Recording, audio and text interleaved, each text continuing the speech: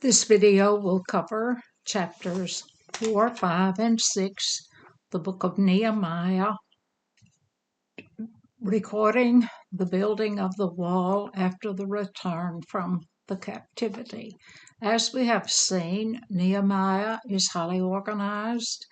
He has put persons to work near their homes. He has kept a record of exactly whom is doing the work on each part of the wall. Chapter 4, verse 1, and it reads, "But it came to pass, when Sanballat heard that we builded the wall, he was wroth and took great indignation and mocked the Jews." So Sanballat, of course, is a Moabite, and he has been joined by Tobiah, who is an Ammonite. Both of these are descendants of Lot by an incestuous relationship with his daughters, and one Arab. And they are mocking, and the Sanballat is the governor of Samaria. Now, Samaria as a region developed at the end of the captivity, and before the 10 northern tribes were taken into captivity, Samaria was their capital, a city. 2. And he spake before the brethren and the army of Samaria, and said, What are these people Jews? Will they fortify themselves? Will they sacrifice? Will they make an end in a day? Will they revive the stones out of the heaps of the rubbish which are burned? So they're making great fun. Oh, ha, ha. Can you finish it in a day? And now Jerusalem is God's favorite place in the universe. We are told in Jeremiah, and Ezekiel tells us that he spread his skirt over Jerusalem, and that spreading the skirt is a Hebrewism meaning to marry. Verse 3. Now Tobiah the Ammonite was by him, and he said, Even that which they built, if a fox go up, he shall even break down their stone wall. So he's ridiculing the strength of the wall, saying that just a fox climbing on it would be disastrous. 4. Hear, O our God, for we are despised, and turn thou reproach upon thou own head, and give them for a prey in the hand of captives.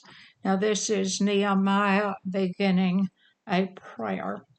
It is very much like Hezekiah's prayer recorded in Psalms, Songs of Degree. Some of those are Hezekiah's writing, and he wrote those when Sennacherib and his general Rabshakeh were seizing. And if we remember, Rabshakeh was speaking in Hebrew, and they said, Oh, well, speak to us in Syriac because we understand your language. And he said, Well, I'm speaking to those up on the wall and those who were within the city. And he said something like, Oh, well, would you like to have some good wine and some good food, or would you rather eat and drink your excrement? That was Rabshakeh, the man on the wall. 5.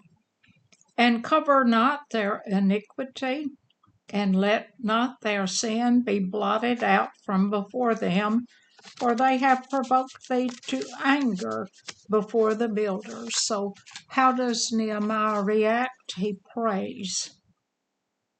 And Hezekiah told that a letter from Sennacherib, and he went to the temple with that letter from Sennacherib. He held that letter. He went into the temple to pray. very much his prayer like this one uttered by Nehemiah. Verse 6. So built we the wall, and all the wall was joined together unto the half thereof, for the people had mind to work. Now, when it says the half thereof, now they have built that wall half as tall as it is going to be. The next step will be to put the gates, and then the wall will be built higher, and then the final thing will be to put the doors on the gates and the bars. So it's just halfway of the original height so far. 7. But it came to pass when Sanballat and Tobiah and the Arabians and the Ammonites and the Ashdodites heard that the walls of Jerusalem were made up and that the breaches began to be stopped, then they were very wroth. Oh, the Ashdodites. Now we have some Philistines joining in with the Moabites and the Ammonites and this Arabian contingent. 8. And conspired all of them together to come and fight against Jerusalem and to hinder it, to hinder the building of the wall.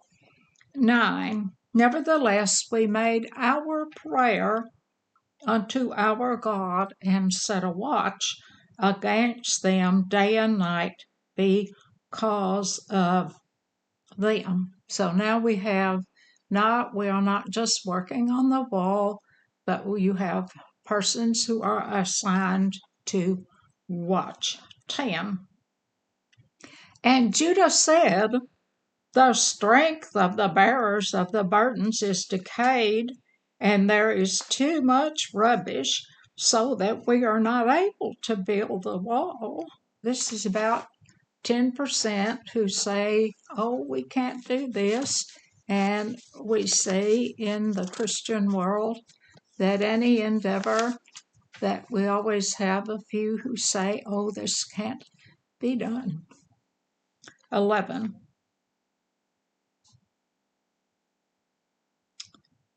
And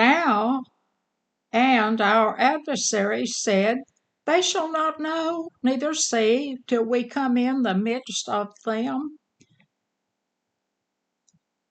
10 times from all places whence ye shall, starting over with verse 11. And our adversaries said, they shall not know, neither see, till we come in the midst of them and slay them and cause the work to cease. So here's the plan. They are going to go in while people are sleeping and slay them. Verse 12.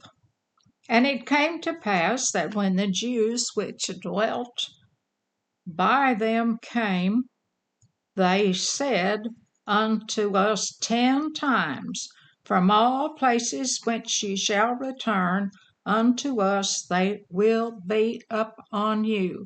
This is rather a bad translation.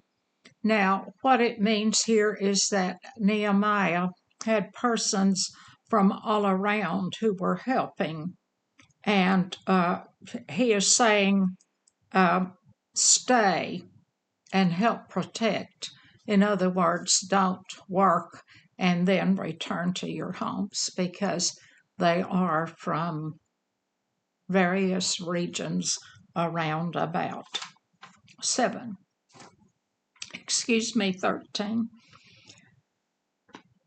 Therefore sat I in the lower places behind the wall, and on the higher places I even set the people after their families, with swords, their spears, and their bows. So Nehemiah is having them to arm themselves, and of course they will, as he has set it out, protect their families.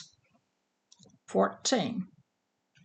And I looked and rose up and said unto the nobles and to the rulers and to the rest of the people, Be not afraid of them. Remember the Lord, which is great and terrible, and fight for your brethren, your sons and your daughters, your wives, and your houses.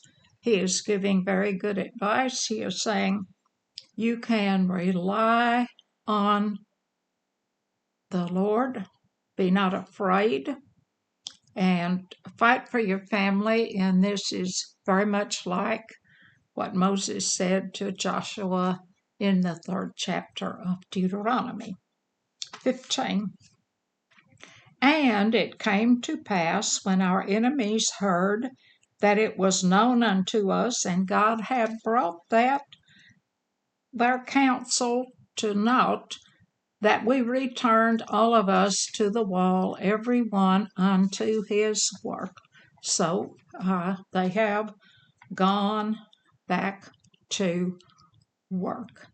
So their plan has been foiled. 16. And it came to pass from that time forth that the half of my servants wrought in the work, and the other half of them held both the spears, the shields, and the bows, and the habergeons, and the rulers were behind all the house of Israel. Very organized, so you have workers, and then you have armed guards. That word habergeons, that is a shield, an armor that would protect the neck and head. The shield, of course, would protect the heart. 17. They which builded on the wall, and they that bear burdens, and those that laded, every one of his hands wrought in the work, with the other hand held a weapon. So these, that is probably a poetic way, but everyone had an arm upon them. Even though they were working, they were ready with a sword to use defense if they had to. 18. For the builders, every one had his sword girded by his side, and so builded that sounded the trumpet was he that sounded the trumpet was by me. Now the trumpet was that silver trumpet from the first 5 books of the Bible, that Pentateuch, and that silver trumpet could be heard for a distance, and that trumpet would have been used to give a signal, much as a bugle was used to give signals in military in our lifetimes. 18. 19. And I said unto the nobles, to the rulers, and to the rest of the people, This work is great and large, and we are separated upon the wall far from one another. This is a very large project, and it's a very large city, and they are a way up distance apart from one another. 20. In what place, therefore, you hear the sound of the trumpet, resort you thither unto us. Our God shall fight for us. So when you hear that trumpet come into the center of the city there, and God will fight for us. So we don't need to be all separated out. Verse 21. So we labored in the work, and half of them held the spear from the rising of the morning till the stars appeared. So one half of the workforce is guarding and ready to defend if Sanballat and the enemies come forward. 21. Likewise, at the same time, said I unto the people, let every one with his servant lodge within Jerusalem, that in the night they may be guard to us and labor on the day. So he is saying, everyone come into this city at night. And of course, Artaxerxes had sent some Persian soldiers when Nehemiah came into this place, and these would have been standing watch too. 23 to complete this chapter 4. And it reads, So neither I, nor my brethren, nor my servants, nor the men of the guard which followed me, none of us put off our clothes, saving that every one put them off for washing. That sounds strange, but what it means is they only took off their arm shields, they only took off their spears, their what they were armed with for washing. They didn't, not their clothes, but their gear to defend the city and themselves. Chapter 5, verse 1, and it reads, And there was a great cry of the people and of their wives against the brethren of the Jews. Now we're going to see that we have some problems within. 2, for there were that said, We our sons and our daughters are many, therefore we take up corn for them, that we may eat and live.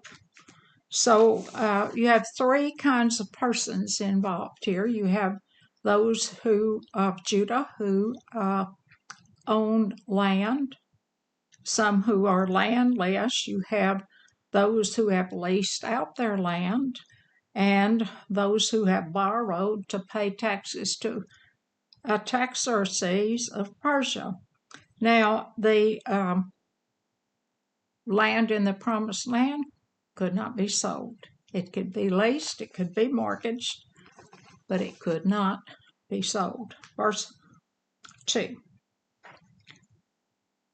Verse 3. Some also there were that said, We have mortgaged our lands, vineyards, and houses, so that we might buy corn, because of the dearth, because of the lack.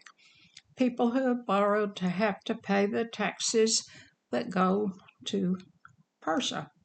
So there's mortgaged, and there's no way they can plant, and it could be redeemed for the lease price. And of course, in the year of a jubilee, it would be, that lease would be over. That anything that they had put out to borrow. And verse 4, and it reads, There were also they that said, We have borrowed money for the king's tribute, and that upon our lands and vineyards. So yes, they have borrowed money so they can pay that tax, and they can't farm it. So food is a problem. Verse 5. Yet now our flesh is as the flesh of our brethren, and our children as children. And lo, we bring into bondage our sons and our daughters to be servants, and some of our daughters are brought into bondage already. Neither is it our power to redeem them, but other men have our hands our lands and our vineyards.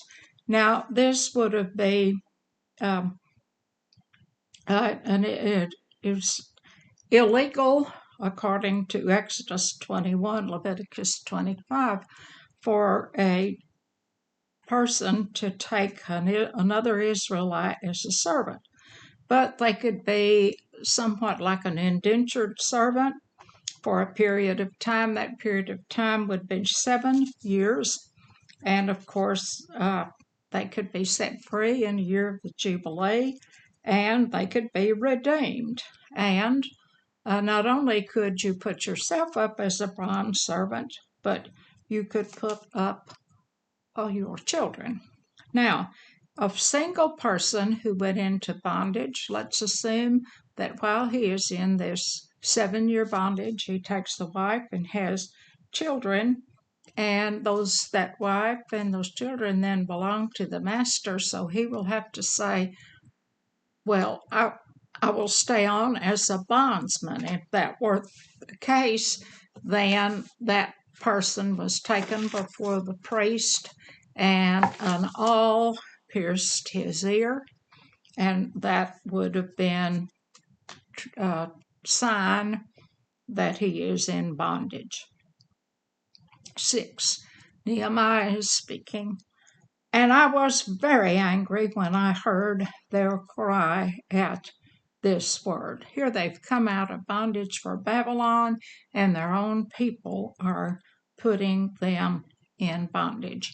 Now, watch Nehemiah as a leader and how he handles this. 7. Then I consulted with myself, and I rebuked the nobles and the rulers, and said unto them, You exact usury every one of his brother, and I set a great assembly against them. So he has rebuked these who are the haves and who are holding the have-nots in bondage. And he has, as he said, put a great assembly against these. 8. And I said unto them, We after our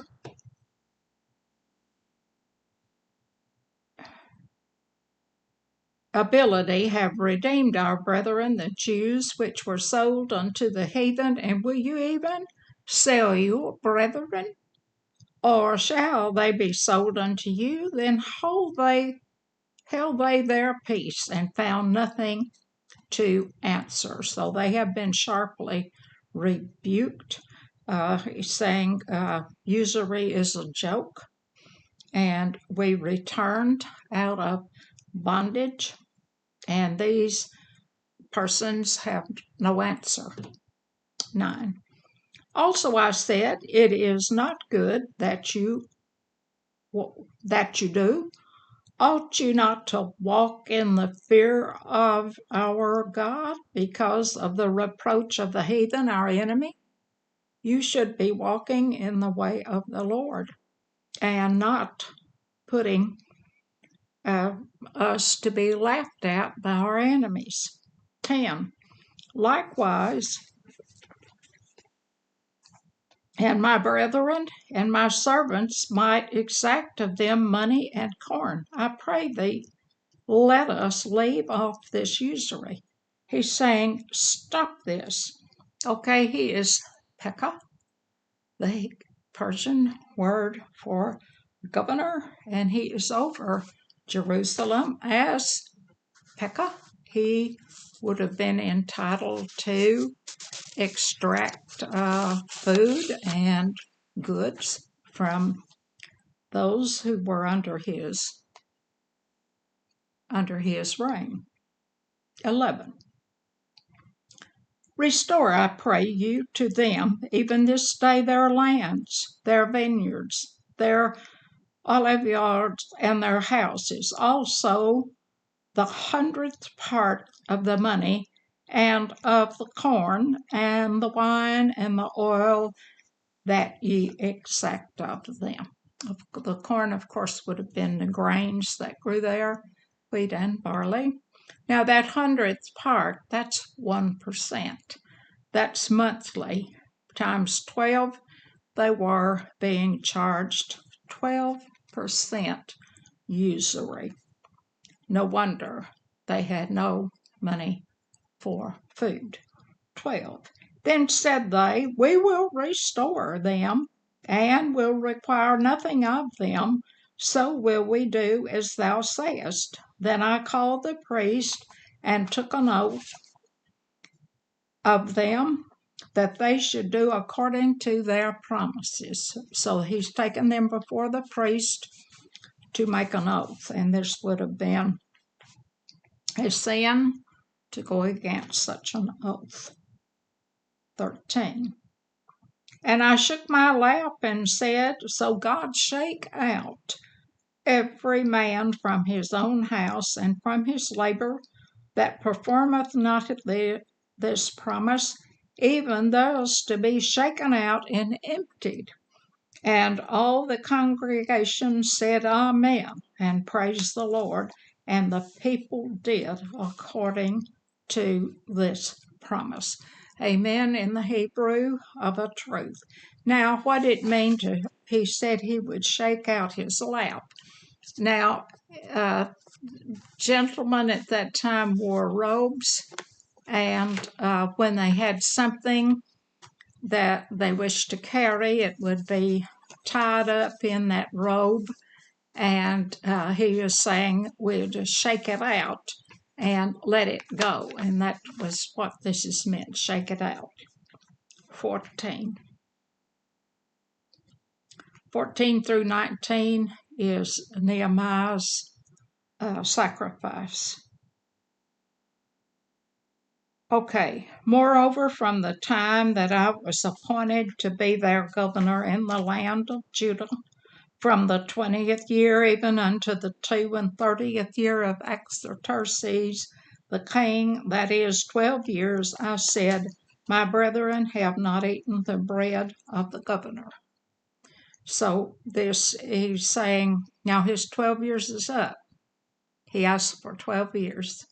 Artaxerxes, let me remind you again, is an appellative, and it simply means great king. It is exactly the same kind of usage that the Egyptians used for Pharaoh.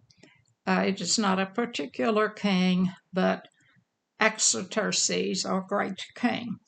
So he's saying, I didn't take any pay for being the governor. 15.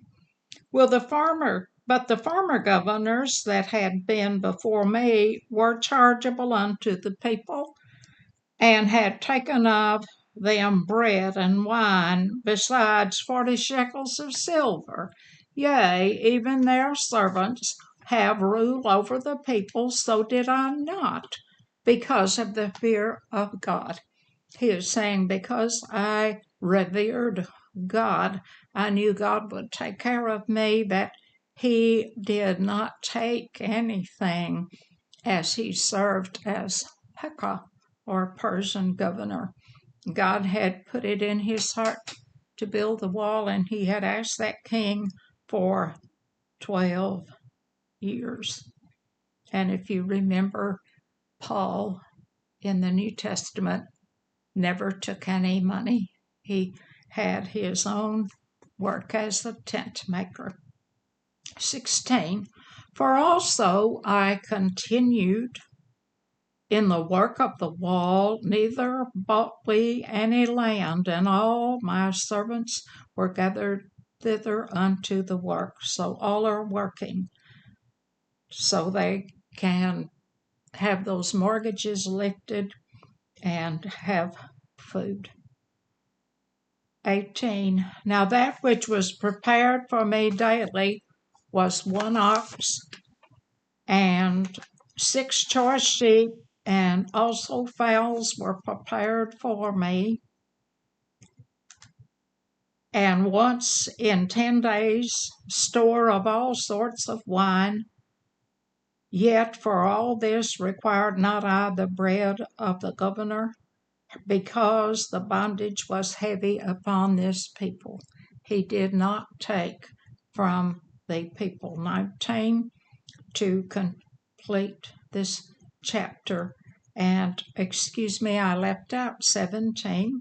Moreover, there was at my table 150 of the Jews and rulers, besides those that came unto us from among the heathen that are around us. So he had plenty at his table, but he did not take from the people.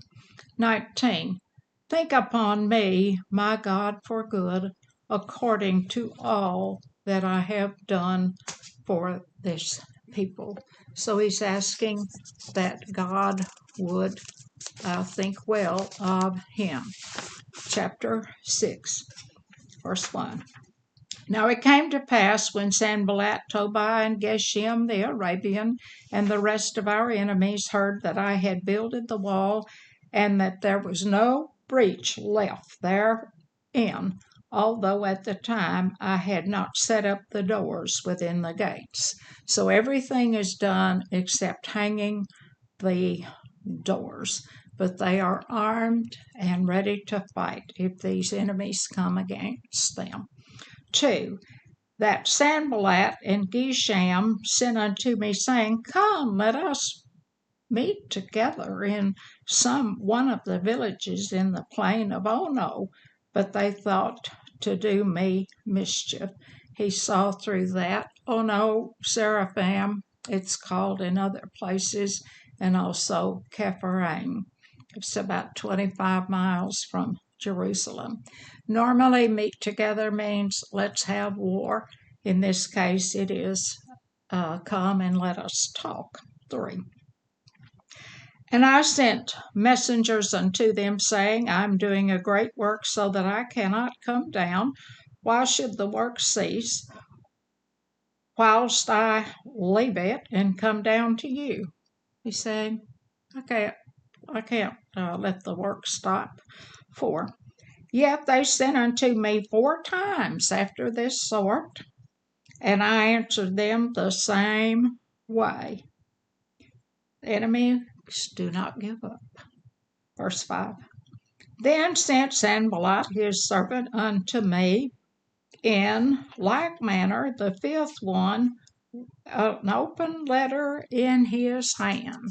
Okay, and now we have a letter that is not sealed, and anyone can read it, and the hope is that word will get back to the king of Persia that maybe these Jews of Judah plan to take over. 6. Wherein was written, it is reported among the heathen, and Gashmu, that's that same Arabian, different wording of his name, saith it, that thou and the Jews think to rebel, for which cause thou buildest the wall, that thou mayest be their king, according to these words. So now he is being accused of planning to be a king and to take this land, which is a province of Persia. 7. And thou hast also appointed prophets to preach these of thee at Jerusalem, saying, There is king in Judah. And now shall it be reported to the king according to these words, Come, therefore, let us take counsel together. So these are not prophets of God, they are false prophets. The prophets of God are Zechariah and Haggai. 8. Then I sent unto him, saying, There are no such thing done as thou sayest, but thou feignest them out of thine own heart. He knows that this is being made up. 9. For they all made us afraid, saying, Their hands shall be weakened from the work, that it be not done. Now therefore, O God, strengthen my hands. So some had weakened, and he is asking God for strength. Verse 10. Afterward I came into the house of Shemaiah, the son of Deliah, the son of Meharahiel, who was shut up, and he said, Let us meet together in the house of God, which is the temple, and let us shut the doors of the temple, for they will come to slay you. Yea, in the night will they come to slay thee. Now, this one that was shut up, he was in prison. These are false prophets. Now, who goes into the temple itself? The priest is Nehemiah, a Levite, who is readily able to go in by the will of God? No, he's from the house of Judah. He knows better than to be lured into the temple by these persons who will likely kill him and intend to make him afraid. He knows this is not a message from God. 11. And I said, Should such a man as I flee? And who is there that, being as I am, would go into the temple to save his life? I will not go in. 12. And lo, I perceived that God had not sent him, but that he pronounced this prophecy against me, for Tobiah and Sanballat had hired him, a false prophet. And as we move through our modern day churches, when we have plans and we have a ministry, there are always those who will come forward and say, God has put it on my heart to tell you this. Are they prophets of God? 12. The enemy likes to use false prophets. 12. And lo, I perceived that God had not sent him. Yes, and that he had been hired. 13. Therefore was he hired, that I should be afraid, and to do so in sin, and that they might have matter for an evil report, that they might reproach. What would have been the sin? Going in that temple as a house of Judah descendant, going where he was not permitted to go by Levitical law. 14. My God, think thou upon Tobiah and Sanballat according to these their works, and on the prophets Noadiah and the rest of the prophets there that would have put me in fear. False prophets, busy to make people afraid. And even in the time of Jeremiah, they were told, oh, don't listen to him. 15. So the wall was finished in the 25th day of the month Elul in 52 days. That's the 6th month. They'd begun back in the 3rd month, and they have done this in 52 days to repair and set up the gates. It sounds impossible, but God was with them. And remember that the rubble that was caused by Nebuchadnezzar, the walls torn down, those were stones and material that could be used. 16. And it came to pass that when all our enemies heard thereof, and all the heathen that were about us saw these things, they were much cast down in their own eyes, for they perceived that the work was wrought by our God. They saw an impossible labor that was completed in 52 days. 17. Moreover, in those days, the nobles of Judah sent many letters into Tobiah, and the letters of Tobiah came to them. Well, why are they sending letters to Tobiah? Well, Tobiah had married into a prominent family of Judah, And there were persons who were in-laws who had an allegiance to him. And what did these letters say? Oh, well, Tobiah is a good man. Verse 18. And there were many in Judah sworn unto him because he was the son-in-law of Shananiah. Oh, of course, Sheshaniah, the son of Era, and his son Johanan had taken the daughter of Meshullam, the son of Berechiah. Okay, so we have what is called an affinity.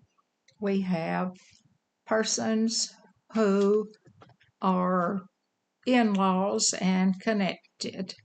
This happened back in time. Remember the old Queen Athaliah? And there was a marriage there, an affinity. 19 to conclude this chapter 6. Also, they reported his good deeds before me, and uttered my words to him, and Tobiah sent letters to put me in fear. Well, what would Tobiah have put in those letters? Oh, I have many friends in Judah. I have letters. You shouldn't be afraid. This video and this lesson has been brought to you by both the Essex Methodist Church in Essex, Missouri, and the Crossroads Global Methodist Church in Dexter, Missouri.